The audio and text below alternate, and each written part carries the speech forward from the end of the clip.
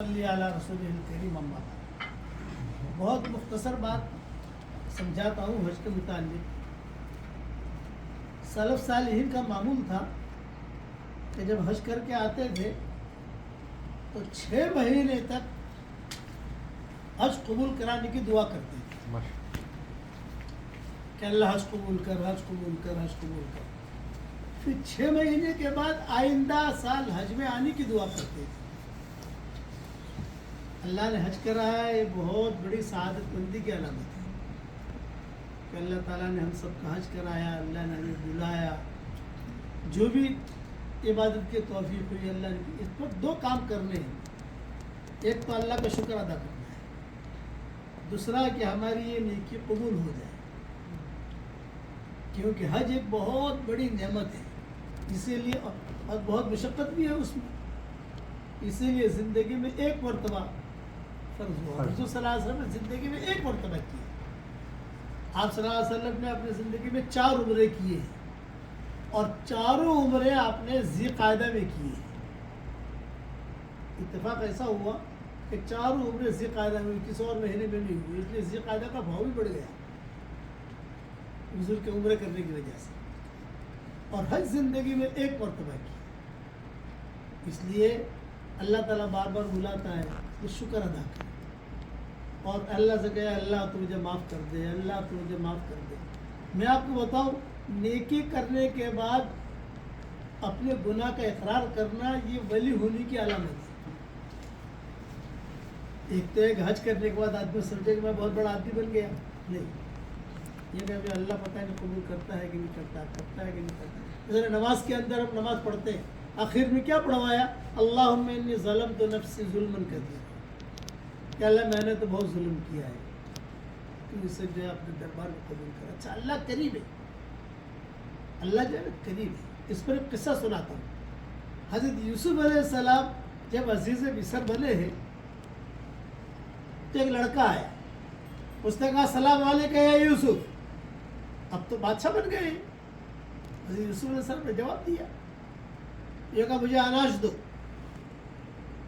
آپ نے اشارہ کیا بھی دے دو اناج۔ دوسرے دن وہی لڑکا پھر آیا، السلام علیکم یا یوسف، وعلیکم السلام، اناج دو۔ آپ نے فرمایا بھی کل تم آئے تھے؟ ہاں آیا تھا، لیکن مہینے میں ایک مرتبہ ملتا ہے اناج، سب جگہ فاقہ ہے، یہ مجھے آج بھی چاہیے۔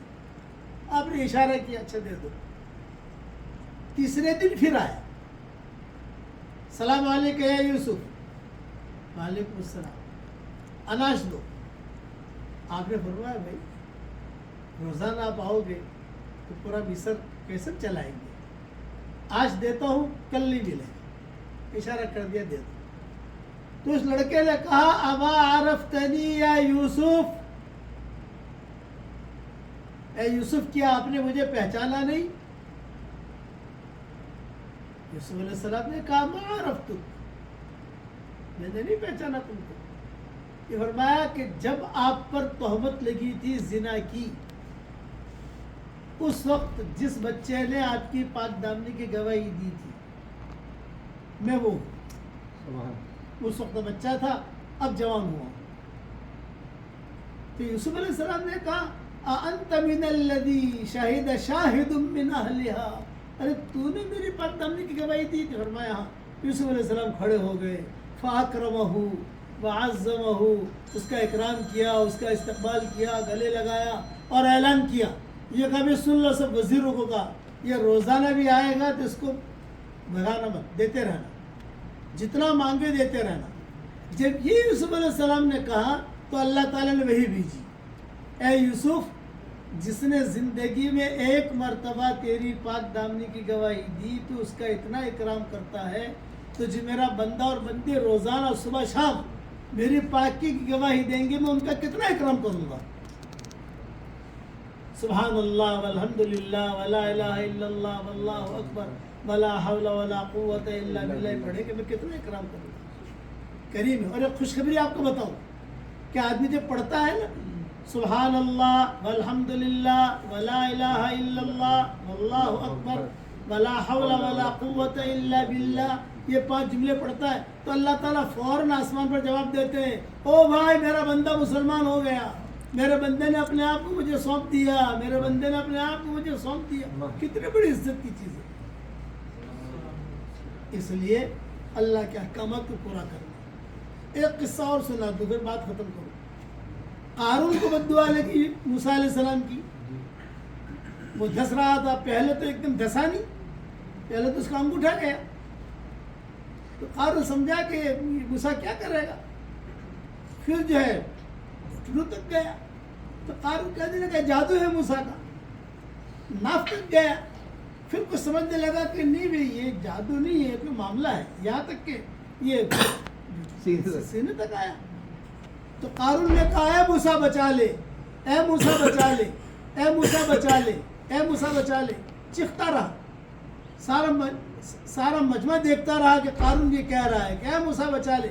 موسیٰ علیہ السلام کھڑے تھے اپنا عصا لے کر، یہاں تک کہ جب پورا دھس گیا تو اللہ تعالیٰ نے وحی بھیجی، اور اللہ نے وحی بھیج کر یہ کہا کہ اللہ تعالیٰ نے وحی بھیجی، اور وہی بھیج کر اللہ تعالیٰ نے یہ کہا کہ اے موسیٰ تیرا دل تو بڑا سخت ہے، بار بار اے موسیٰ بچا لے، اے موسیٰ بچا لے وہ کہتا رہا، تو نے کوئی توجہ نہیں کی، میری عزت کی قسم ایک مرتبہ اگر کہتا کہ اے اللہ بچا لے میں اسے معاف کر دیتا،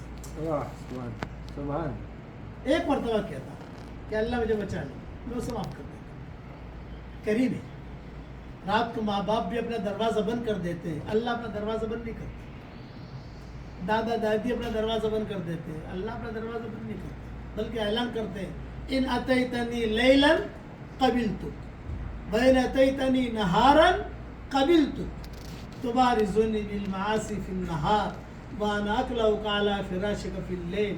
اے میرے بندے تو رات میں آئے گا میں تجھے قبول کر لوں گا، دن میں آئے گا میں تجھے قبول کر لوں گا، تو آ جا۔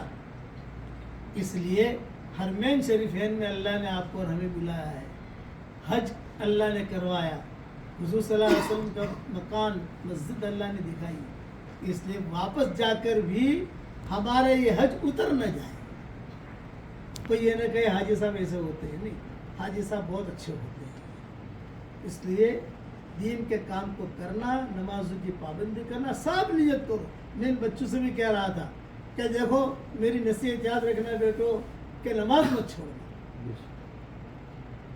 اچھا ہے مسجد میں جا کے پڑھو، پہلے سب میں پڑھو، معذوری ہے، کاروباری مشغولیت ہے، لیکن گھر پر بھی پڑھ لو، چھوڑو مت، وہ کٹڑے میں کھڑا رہنا پڑے گا، بے نمازی کی معافی نہیں ہوتی۔ نماز امام احمد ابن حنبل بہت بڑے ہمارے اماموں سے گزرے، ان کا تو مسلک ہے، یہ مسلک ہے جو نماز جان بوجھ کے چھوڑ دے وہ کافر ہو جاتا ہے،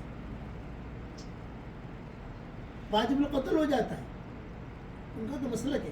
ہمارے یہاں اگرچہ وہ اتنی سختی نہیں ہے، اس لیے آپ یہ نیت کرو کہ انشاءاللہ نماز کی پابندی کریں گے انشاءاللہ۔ اور ایک ہدیہ دیتا ہوں، قبول کرو گے انشاءاللہ؟ اب کراچی میں تو بہت پراپرٹیاں بنا لی، اللہ تعالیٰ اور برکت دے عافیت کے ساتھ۔ اب میں کہتا ہوں جنت میں پراپرٹی بناؤ، اور جنت میں پراپرٹی بنانے کا آسان نسخہ بتاؤں، 10 مرتبہ سورہ اخلاص یعنی قل هو اللہ احد اللہ الصمد لم یلد ولم یولد ولم یکن له کفوا احد 10 مرتبہ پڑھ لو، جنت میں ایک بنگلہ تیار ہو جاتا ہے، اور اب بنگلے کو مینٹین کرنے کی بھی فکر کی ضرورت نہیں ہے، وہ فرشتے مینٹین کریں گے۔ 20 مرتبہ پڑھو 2 بنگلے تیار، 30 مرتبہ پڑھو 3 بنگلے تیار۔ میں آج کل اپنے شاگردوں کو، میرے کروڑوں شاگرد ہیں دنیا میں، سبق سنتے ہیں لوگ الحمدللہ، تو اب 313 مرتبہ پڑھواتا ہوں۔ 313 مرتبہ اگر روزانہ سورہ اخلاص پڑھو گے تو 31 بنگلے جنت میں تیار ہو جائیں گے، اور انشاءاللہ کوئی انکم ٹیکس والا آپ کو فون بھی نہیں کرے گا۔ کراچی میں اگر آپ نے 5 بنگلے لے لیے تو انکم ٹیکس والے آتے ہی نہیں آتے، کہتے ہیں پیسے کہاں سے لائے، اور بالکل محفوظ رہیں گے۔ ہمارے ایک شاگرد ہے شکاگو میں، ڈاکٹر نہیں ہے، اس نے کہا حضرت جب سے میں نے آپ سے سنا 10 لاکھ مرتبہ میں نے جو ہے سورہ اخلاص پڑھا ہے، 5 لاکھ آپ کو ہدیہ دے دیا، 5 لاکھ میرے لیے رکھا، لیکن حضرت جی یہ بتائیے بنگلے تو مجھے میرے بہت ہو گئے وہاں، کیا وہاں کوئی کرایہ برایہ آئے گا کہ نہیں آئے گا؟ میں نے کہا تم میمن ہے، میمن اور یہ پنجابی، ان لوگوں کو کرائے کی بہت فکر رہتی ہے۔ میں کہا بیٹا وہاں کرایہ تو نہیں آئے گا، بولے ہم اس کے اتنے بنگلے کریں گے کیا؟ میں نے کہا جب جنت میں جائیں گے انشاءاللہ مشورہ کر لیں گے، لیکن بنگلے ملیں گے یہ یقینی ہے۔ تو آپ حضرات سے میں درخواست کرتا ہوں کہ جتنا پڑھ سکو پڑھو، 10 مرتبہ پڑھو، 100 مرتبہ پڑھو، 20 مرتبہ پڑھو، وہاں کی پراپرٹی تیار کرو گے انشاءاللہ۔ اور ہمیشہ میں دعا کرتا ہوں اس کے لیے جو مجھے اپنے دعا میں یاد رکھتا ہے۔ اگر آپ میرے لیے دعا کرو گے تو میری دعا میں پارٹنر رہو گے انشاءاللہ۔ دعا کریں، اللہم لک الحمد کما انت اہل، وصلی وسلم علی سیدنا محمد کما انت اہل، وافعل بنا ما انت اہل، فإنک اہل التقوی واہل المغفرہ۔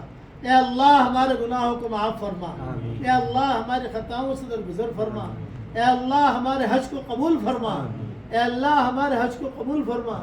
جنہوں نے ہم سے دعاؤں کے لیے کہا ہے تو ان کی مغفرت فرما، جنہوں نے نہیں کہا تو ان کی بھی مغفرت فرما۔ اچانک کا خیر ہمیں نصیب فرما، اچانک کے شر سے تو ہماری حفاظت فرما۔ اے اللہ میری تشکیل پر جو روزانہ سورہ اخلاص پڑھنے کی عادت ڈال دے، اے اللہ اس کی ساری دعاؤں کو قبول فرما، اس کے پریشانیوں کو دور فرما۔ اے اللہ جس گھر میں ہم یہ بیان کر رہے ہیں دعا ہو رہی ہے، ان گھر والوں کو بھی تو قبول فرما۔ اے اللہ زمین سے لے کر آسمان تک فرشتے فرشتے بھرے ہوئے ہیں، اے اللہ ان فرشتوں کے آمین کو تو ہمارے لیے قبول فرما۔ مدینہ منورہ کی حاضری کو قبول فرما، اے اللہ مکہ مکرمہ کی حاضری کو قبول فرما۔ اے اللہ جی امت بہت پریشان ہے، اے اللہ تیرے نبی کے بھائی بہن بہت پریشان ہے۔ ہم نے حدیثوں میں پڑھا ہے کہ حضور صلی اللہ علیہ وسلم نے اپنے انتقال سے کچھ دن پہلے ابو بکر اور عمر سے کہا تھا آج میری خواہش ہے کہ میں بقی میں جا کر بقی والوں کو سلام کروں، پھر میری خواہش ہے کہ احد والوں کو جا کر سلام کروں۔ ابو بکر اور عمر نے کہا کہ حضرت اب انتظام کرتے ہیں، چنانچہ صحابہ نے انتظام کیا، بقی تشریف لے گئے، سلام کیا، پھر احد تشریف لے گئے، سلام کیا، اور ایک جملہ کہا کہ اے احد والو کچھ ہی دنوں کے پاس میں تمہارے پاس آ رہا ہوں۔ پھر اس کے بعد جب واپس آنے لگے تو حضور صلی اللہ علیہ وسلم نے زور سے کہا اے ابو بکر میرے دنیا سے جانے کے بعد میرے بھائی آئیں گے۔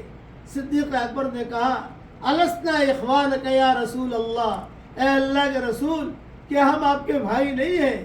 آپ نے فرمایا لا بل انتم اصحابی، تم میرے بھائی نہیں ہو، تم تو میرے ساتھی ہو۔ میرے بھائی بہن وہ ہیں جنہوں نے مجھے دیکھا نہیں ہے اور مجھ پر ایمان لائے ہیں۔ اے اللہ وہ ہم لوگ ہیں کہ جو ہم نے حضور کو دیکھا نہیں ہے اور حضور پر ایمان لائے ہیں، تجھ پر ایمان لائے ہیں، تیرے نبی کی باتوں پر ایمان لائے ہیں۔ حضور نے ہمیں اپنا بھائی بہن بنایا ہے۔